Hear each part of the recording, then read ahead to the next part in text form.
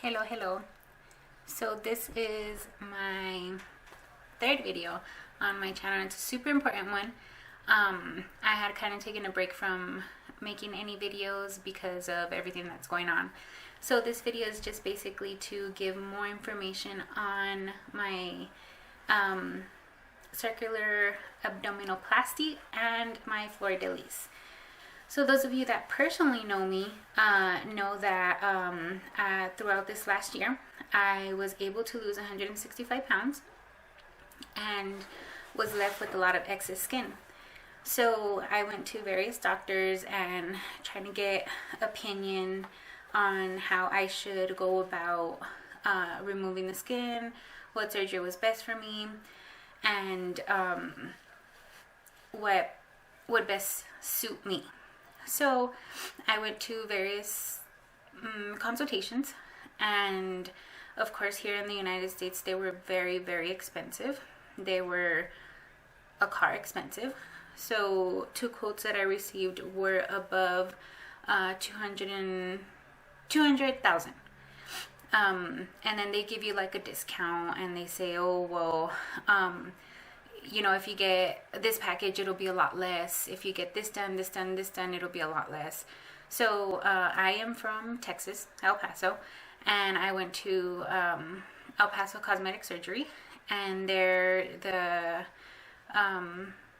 quote again was 22,000, and they give you a little bit of a discount. So anyways, that was very, very disheartening because, you know, not anybody has $200,000. And yes, you could easily finance it, and they give payment plans and all that. But again, that's a car, literally a car. And in the beginning, I was like, you know what, that's way too expensive. I don't think that would be something that I want to do. And then later, as you know, time went on and I was exercising, it just started to get really uncomfortable.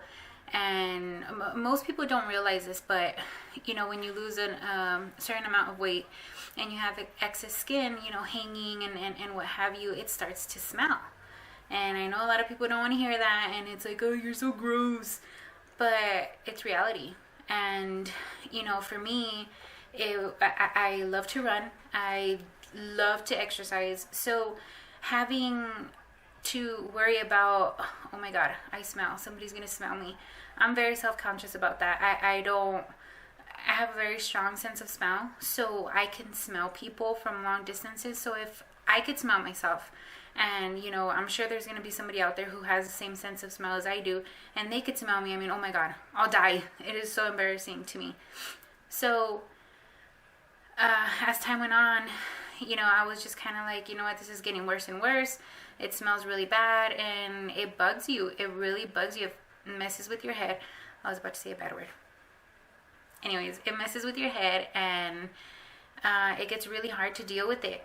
And if you're somebody like me who works out every day, it's like an everyday reminder of, ugh, you have this, and it's just, it's so uncomfortable.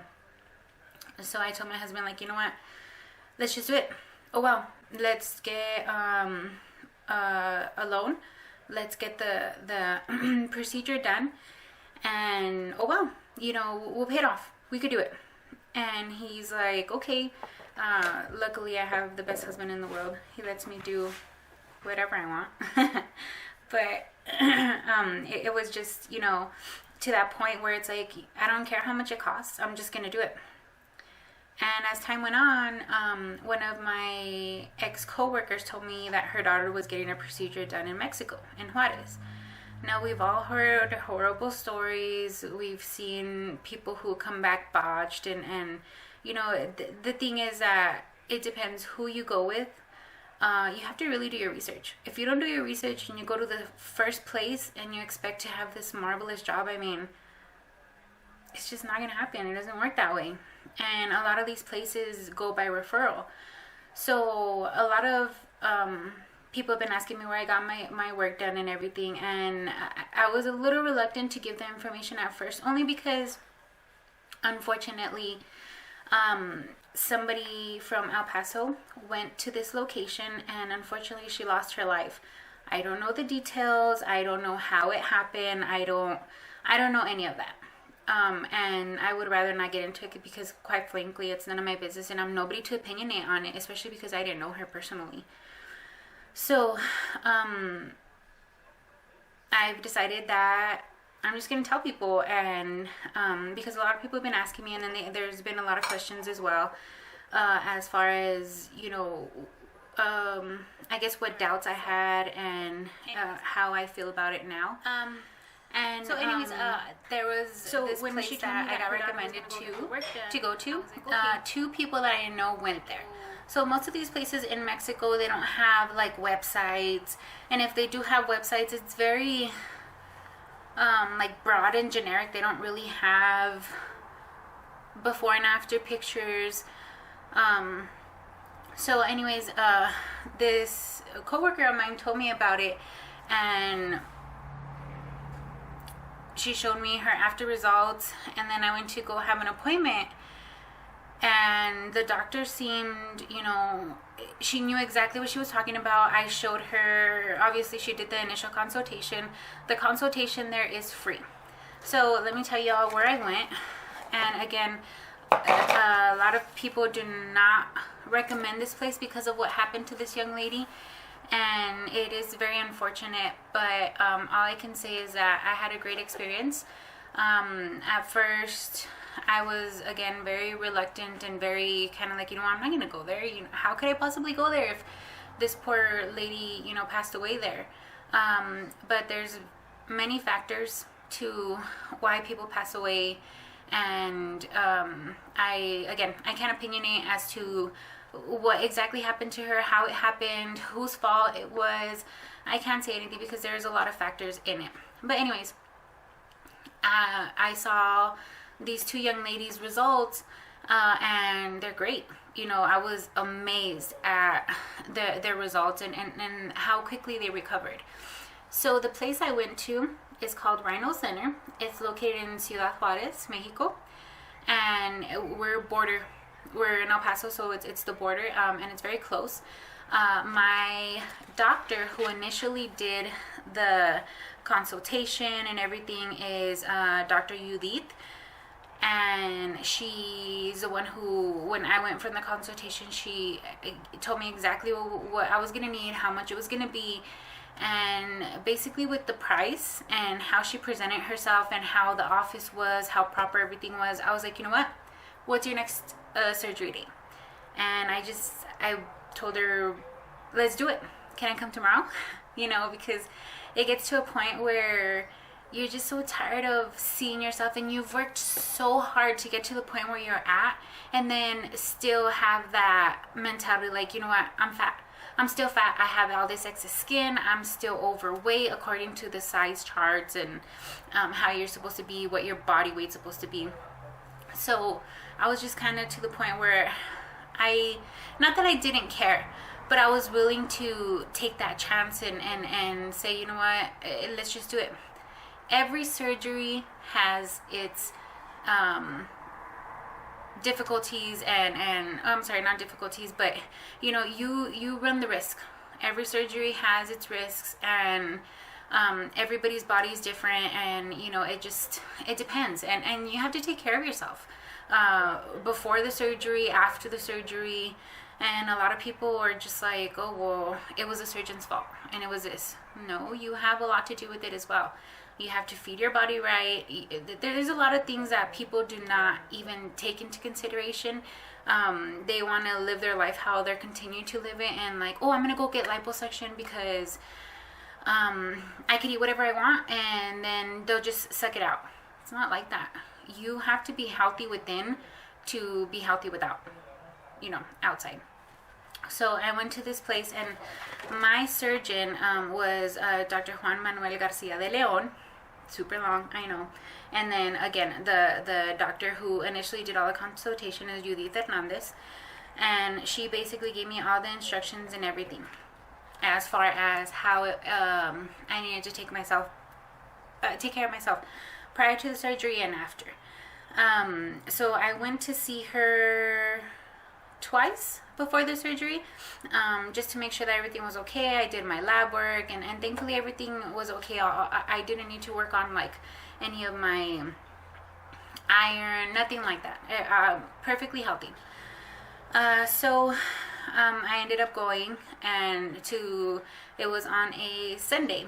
Originally my surgery was scheduled on a Saturday, but the surgeons who did my surgery are from Tijuana, and they were out in Monterrey somewhere. So these doctors fly all over Mexico to do all these surgeries. That in itself, it was so comforting to me, because I know they know what they're doing and they have experience. And so I went in that Sunday, and they were marking me up, and as they were marking me up, I was just kind of telling them, you know, what I expected, what I wanted, and obviously they already knew, but I just wanted to make sure that they knew exactly what it was. I just wanted to make sure I wasn't going to go in and get something that I didn't want. And so they marked me up. I have a whole bunch of pictures. I don't know how YouTube works, like censorship wise, or I don't know what, but I do want to put up some pictures. I'll probably like post them up here, or I don't know, I'll figure it out. And as far as how they marked me up, so the surgery was 7 hours long, and they removed 18.6 pounds of pure skin. So you could just imagine how crazy the difference was. And I'll try to put like before and after pictures again, just so you could kind of see the difference, because right now if you look at me, you'll be like, she looks normal, you know. So no, I was not normal, and now I am. But when I was in the surgery room, they only put me to sleep from here down. So I think it was like the epidural, the Mexican version of the epidural, because every time like I would feel something, there was like a wire on my back, and it came all the way up here. And in that wire, the anesthesiologist, every time I would say, you know what, I could kind of feel that, like he would give me more medication. I was awake throughout the whole surgery, which I absolutely loved. I'm a little morbid like that. But also because a lot of people have the fear of getting the surgery and not waking up from it. Like you go in, they put you to sleep, and you have absolutely no idea what's happening. So as I was awake the whole time, like they were giving me a walkthrough and just basically telling me step by step what they were doing. And I absolutely loved that, because I knew exactly what was going on. I wasn't out of the loop or anything. And then afterwards, I want to say probably like 4 or 5 hours in, they had to turn me over. And first they did the incision on my back. So they cut, it was about, I want to say like a good 6 inches height wise, and then all around my back. And all of that they took off, and they pulled like my butt muscles up, and then my skin from the top down, and then they sewed that together. Then obviously they had to turn me over and do the front. So what the Fleur de Lis is they cut an incision from your sternum all the way to your pelvic bone, and then they make a big triangle going down, and so they could remove the excess skin from right here, and then they'll remove that skin, and they'll come and sew you back together and kind of like pull you tight. And that's the Fleur de Lis. And then the abdominalplasty, it's basically a tummy tuck, but all around your abdomen. So after they did the Fleur de Lis, that's when they cut the bottom part, like by my pelvic bone, and then they removed also all that skin. And again, I'm going to try to see if I could post those pictures here, like up here or something, just so you can kind of see what I'm talking about. And you can see what 18.6 pounds really is. It's just absurd to me that they remove that much skin. And it's also super satisfying, because you work so hard towards a goal, and you know, you kind of in the middle of, well, not in the middle, but throughout the whole journey, you're kind of always thinking like, I didn't do good enough, I'm not good enough, and I haven't done enough for me to feel like I've done what I need to do in order to get to my goal body weight. Because whatever the charts say, I don't think I'm ever gonna hit that. Even now, I think I'm still overweight after they removed all that. So I went in the surgery weighing 188 pounds. And again, they removed the 18.6 pounds. So that brought it down to, what, 164? So I'm still supposed to weigh between 150 to like 160 something. I don't know. But anyways, according to the charts, I'm still overweight. They're just ridiculous of what they think overweight and non-weight people are. So initially, when they finally turned me around, and they started to do this part right here in my sternum, I just remember telling the anesthesiology, like, I can feel that. I can feel that. And then I felt they used some clamps to put your skin together. And in those clamps, I felt when they were putting like my skin together to see exactly what they were going to cut and what have you. And after that, he removed that, and I was just telling the anesthesiologist, like, I could feel that. I could feel that. And I don't even remember, but I knocked out. And I finally woke up, and there was a student, like, I was laying down, right? And then there's a student right here standing at my head, and then the anesthesiologist was there too. I asked her, like, did I go to sleep? And she said yes, for about an hour. And then like 15 minutes later, the doctor's like, oh, we're almost finished. We're just going to finish sewing you up. And I was like, oh, wow. I didn't realize, how quickly that went. So even though I was awake throughout the whole surgery, honestly, it did not feel like the 7 hours. For me, at least. My mom and, she was like panicking the whole time. But to me, it felt like, honestly, like an hour.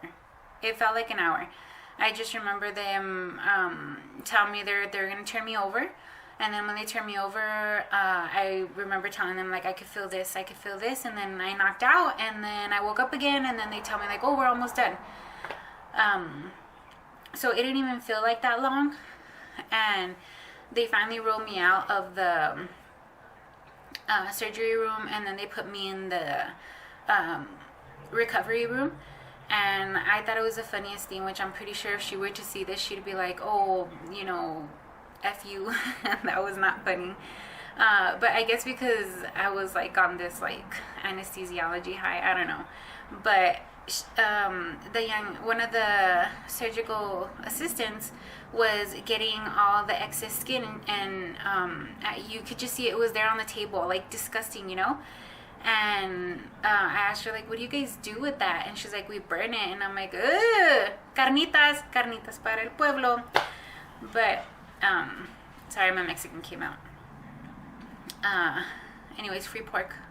What I said was free pork for the whole village. I know, not funny. Anyways, so I just remember her. She was this tiny, I want to say she was like 4'11", like not even 5 feet, and then skinny, this little thing. And she was getting all the skin, and she was trying to put it like so she could carry it. And I just remember she was like, trying to put it, and it kept sliding, and then it kept like falling over. I know it's really gross, but it was the funniest thing to me because she was this tiny little girl, and she's trying to carry all this fat skin, whatever you want to call it. And she was like, had it like this, and it was just funny to me that she couldn't get it to where she needed to be. And then, before they took me to the recovery room, they literally put all my fat back on me, and then they sewed it together. Again, I'll try to put pictures so you can see what I'm talking about. They sewed it together so you could see how much skin they removed. It was a ridiculous amount. And to me, that's just satisfying because I did what I needed to do. I worked my ass off, and I did what I needed to do to get to the point where it was only skin that they were removing. And obviously there was a little fat, right, in that skin, the stubborn fat that just won't go away, that. And it was just, I got to my point where I felt accomplished, and that I knew that I got to the weight that I needed to get to where they were just going to remove that skin. And I did basically everything that I needed to do for them to do their job. So I was in the recovery room, and then that night, I guess because I fell asleep while they were finishing the last part of my abdomen, I just remember going in, and my mom was there, and I was talking to her like, sorry, you could hear the fire engine in the background, and the dogs are going crazy. But anyways, they rolled me into the recovery room, and my mom was there, and I just, I wanted to talk all night about the surgery because I was awake through the whole thing, so I wanted to tell her exactly what they were doing and all that. So the first night, I really couldn't sleep. The next morning was horrible. That's when I started to feel the pain, like really bad. And then they wanted me to stand up and walk and take a shower.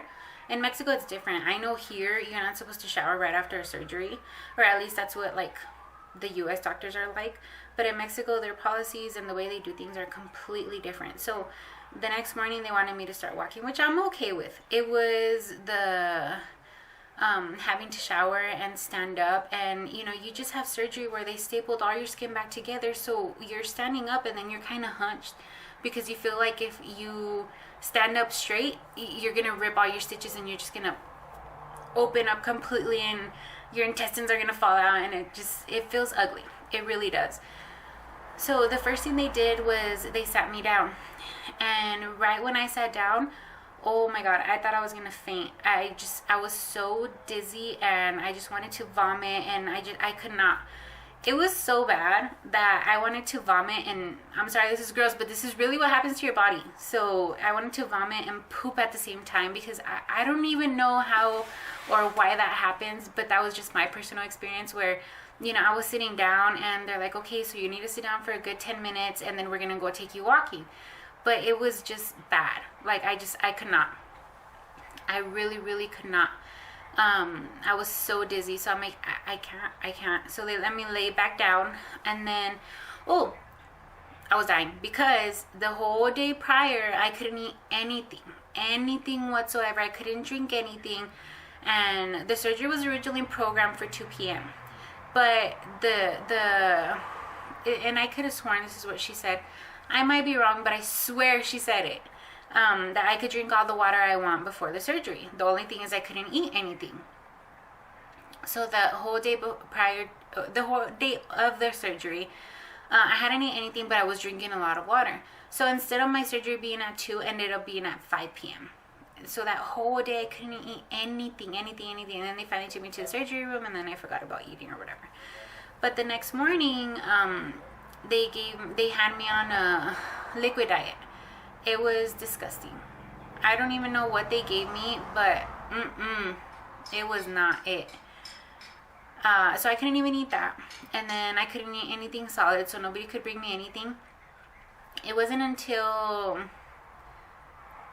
the night, that day after, that I was able to eat something. And then I really wanted to go home that day. Like, I wanted to go home. So finally, as the day progressed, they got me up and to shower, whatever, and it was really bad. I was so dizzy, and I just wanted to pass out. And poor my mom, she was panicking, and I had to hold, and they were heavy because there's all this drainage. So right after, before they take you out to the surgery room, obviously they put the drains on you. These weren't like the little drains that they use here in the U.S. No, these things were like about this big, this round, and then they were kind of like, think of an accordion, and at first they're flat, but as you start draining, they start kind of opening up. I had 4 of them, 2 on each side, so they were super heavy, and my mom was trying to shower me. And it was just bad because I had to try to hold those, and then I try to shower, and I was gonna faint. I was gonna faint, and I'm like, Mom, I can't do this. So, and then I wanted to vomit, and then I wanted to go to number 2, and it was just bad. So I had already showered, and then passed through that torture, and I'm like, I have to go to the bathroom. And then, so I went a little bit, and then Mom was like, okay, let's shower you again. So I went to go shower. I'm like, no, Mom, I have to go again. I ended up showering 3 times in that 30-minute gap because I don't know what was up with my body. It was just, I needed to go to the bathroom. I'm going to faint. And it was pretty bad. It was horrible. And then, thankfully, they let me out that day. It wasn't until nighttime, though. And we left the hospital, I want to say like at 9 or 10 at night. And then we came back home here to El Paso. And it was bad. The ride home was bad. Not only is it because you can't sit straight, because you have your huge incision on your back, but you also can't be too like stretched out flat-wise, because then you have your incision in the front. So it was just so uncomfortable on the ride. And then, you know, the streets even here in the US, the streets are horrible. Every little dip, every bump, oh my God, it felt like my shit was gonna open. So finally we got home. The first week it was pretty bad. Even the second week, I didn't start to feel less pain until they took out the tubes. And even then, the third week of recovery was pretty bad too. Like, I wanted to go walk and I wanted to go do this and this and that, but I was still getting very dizzy.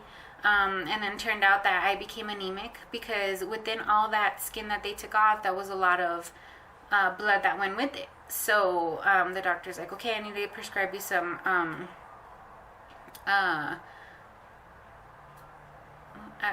what are they called? Iron pills. Sorry, iron pills. And I've been still drinking those. And today we are officially 5 weeks out. And even to this day, I'm still kind of, you know, it still kind of hurts. I still have to sleep alone. I haven't been able to sleep with my husband since the surgery, because you have to have your pillows, and then I had to have a pillow like right below my butt so I could relieve the pressure on my back where the incision is. And this is 5 weeks out, and I still can't work out. I still can't do any of that. Like, I'll walk like a good amount of distance and I'm like exhausted. So this surgery truly has been the best thing I've ever done, ever. But it is very traumatic, and it's a lot of trauma that you put your body through, and you really have to be prepared for it mentally, because there's a lot of things that you're not going to be able to do. A lot. You're going to have to depend on whoever's taking care of you throughout the whole recovery process. Literally putting on your shoes, the first couple of days helping you wipe yourself, helping you sit down on the toilet, showering you, everything. You're completely dependent on that person. Oh, in my case it was 2. Thank God for my mom and my husband, because had I not had them, I think my recovery process would be so much longer, and I'd just be hurting myself constantly, because I'm the type of person who hates to be sitting down, who hates to be doing nothing. Like, I have to constantly be doing something. I'm just a busybody. And the fact that I couldn't do that throughout this whole time, and then they're the ones who were telling me, like, no, you can't do that. No, you need to chill, stop, stay still. I really needed that. So anyways, where I went to, you're going to see a whole bunch of reviews that tell you don't go there, and it's your personal choice. I'm just telling you my experience, and to this day I see the Dr. Judith Hernandez. I see her every week, and she cleans my wounds and she makes sure that everything is okay. And granted, I didn't have the best experience with her at first, because I felt like she was like, everything that I would tell her, like, it was normal, it was normal, it was normal, and it would piss me off, because I'm like, no, you don't understand. I am a quick healer. This is not right. And well, everything came out to be okay. I'm just paranoid. But you know, you're at a point where you feel a little vulnerable, and if people aren't telling you what you want to hear, you're kind of like, you're pissed, and you're like, you don't know what you're talking about, but they do. And she's very professional, and now she's amazed at how I'm healing. She says a lot of people take a lot longer to heal, especially with the Fleur de Lis, because about 40% of the patients open up because they're not careful. They don't take care of themselves, and their incision opens up, and I'm like, oh my God, thank God that didn't happen, because truly my tripas would come out. My intestines would like just fly out, you know. I'm being dramatic, but it really feels like that. So you definitely have to take care of yourself, and you need to make sure that you have the proper people to help you throughout the whole surgery, because it's not something that you're going to be able to do by yourself. Absolutely not. I don't care how strong you think you are. No, baby girl, it ain't happening. Trust me. It's hard. So make sure you have the right people. And then, so there was a couple questions. Two that I remember at the top of my head are, one of them, can you have babies after this type of surgery? Yes, you most definitely can. You have to take care of yourself very, very much.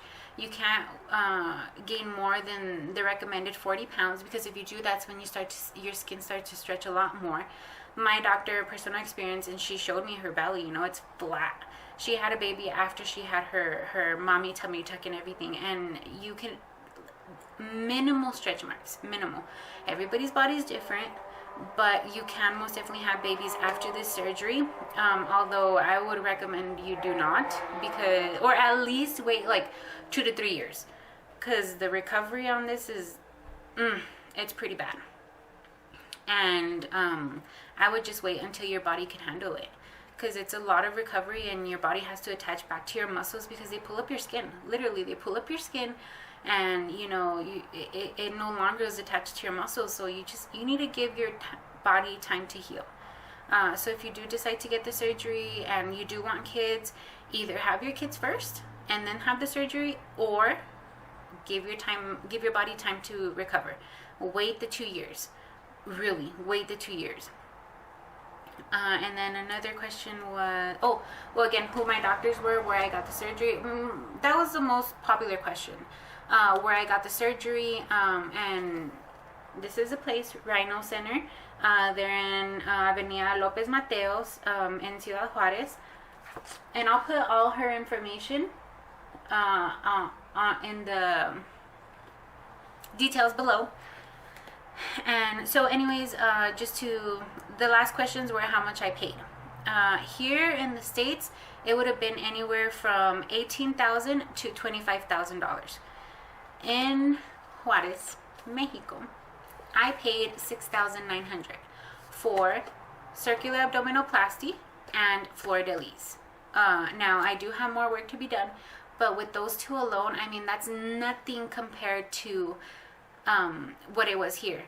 In fact, everything that I want to get, which I have the price here, everything that I need to get to fix my body to where it needs to be, would be $16,000, which is not even what I would have paid just to get the abdominal work here in the States.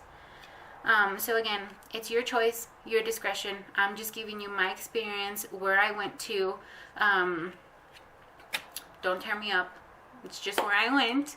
And they're very good surgeons, very professional, and I totally do recommend them. I really do. Now that I'm 5 weeks out and I'm not so emotional, because you asked me 2 weeks ago, I would have been like, no, she doesn't understand, you know, my doctor thinks everything's normal. But stepping back and now looking at it from a medical point of view and everything, you know, she was absolutely right in everything she was saying. So anyways, thank y'all for coming in and watching my video. And if you do have any questions, leave them down and I will definitely answer. And again, I'll leave all her details and all the information for this place in the portion below. And then that's it. If you guys have any questions, please let me know and I will definitely let y'all know. Thank you for watching.